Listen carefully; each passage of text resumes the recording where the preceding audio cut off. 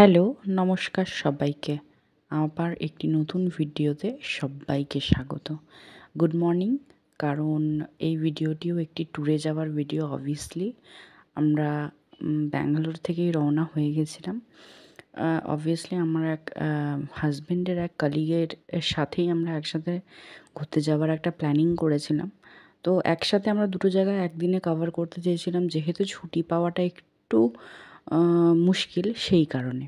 তো প্রথমে আমরা যে জায়গাটার দিকে চলে যাচ্ছি, যারা ব্যাঙ্গালোরে থাকে কিংবা কখনো ব্যাঙ্গালোর বেড়াতে গেছে বা মাঝে মধ্যেই ব্যাঙ্গালোর যাওয়া হয়ে থাকে, তারা ওয়াকিবহাল সেই জায়গাটি নিয়ে। তো আজকে আমরা ফার্স্ট যে জায়গাটায় যাচ্ছি সেটা হচ্ছে নন্দী হিলস। অনেকেই নাম শুনে থাকবে।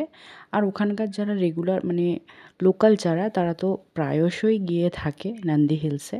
খুব নামকরা একটি জায়গা এবং যেহেতু খুব একটু পাহাড়ের উঁচুতে, তো সেখানে সানরাইজ বলুন বা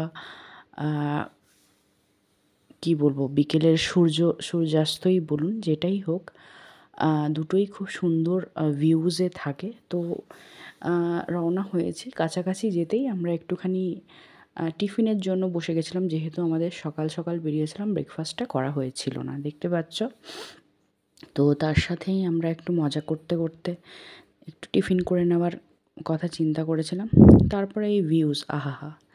ভিউজগুলো দেখে যেন মনে হচ্ছে যে পাহাড়ের এত কাছে চলে এসেছি। তবে ব্যাঙ্গালোরের ওয়েদারটা সেদিনকে বেশ গরম ছিল। আমরা পাহাড়ের উপরে পৌঁছে যাওয়া সত্ত্বেও রোদের তীব্রতা এতটাই মারাত্মক ছিল যে ভীষণভাবে যেন রোদে পুড়ে যাচ্ছিলাম, এরকম ফিল হচ্ছিল। তো এইভাবে পাহাড়ের গা দিয়ে, আর রাস্তাটা বেশ আঁকাবাঁকা, যদিও বোঝা যায় না চট করে, আর আমি ভিডিওতেও বোঝাতে পারিনি সেই রকম। তো ভীষণ আঁকাবাঁকা রাস্তা, এবং আঁকাবাঁকা রাস্তা দিয়েই আমরা পৌঁছে গেছিলাম নন্দী হিলসে।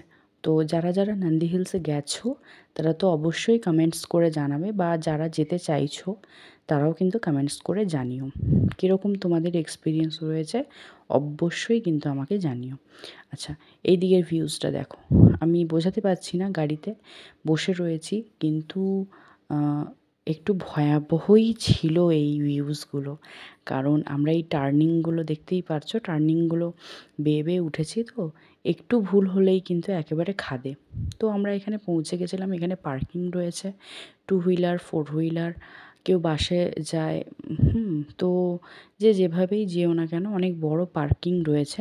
তো এইভাবে সিঁড়িতে করে উঠে যেতে হবে আরেকটু উঁচুতে, এবং সেখানে পৌঁছানোর পরে সেখানে কিন্তু বাসের সুবিধে রয়েছে।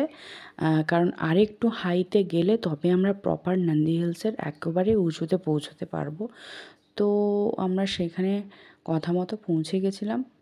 আর এর পরের যে ভিউজটা আছে, এর পরে কিন্তু এই যে সামনেই দেখছো গ্রিন কালারের, ওগুলো বাস।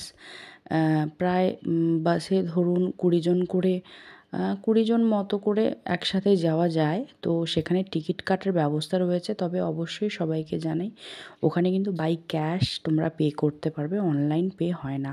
যেটা বাসের, আমি বলছি বাসের টিকিটটা অন্তত তোমরা ক্যাশ ক্যারি করো, কারণ এখন তো সব জায়গাটাই অনলাইন হয়ে গেছে।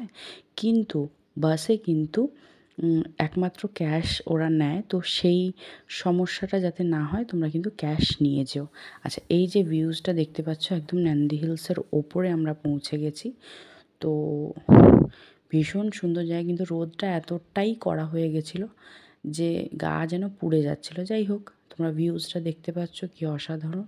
তো তোমরা কবে কিভাবে গেছিলে বা কবে কিভাবে প্ল্যানিং করছো যাওয়ার, আমাকে অবশ্যই কমেন্টস করে জানিও। আমরা তো অনেকটাই মজা করেছি।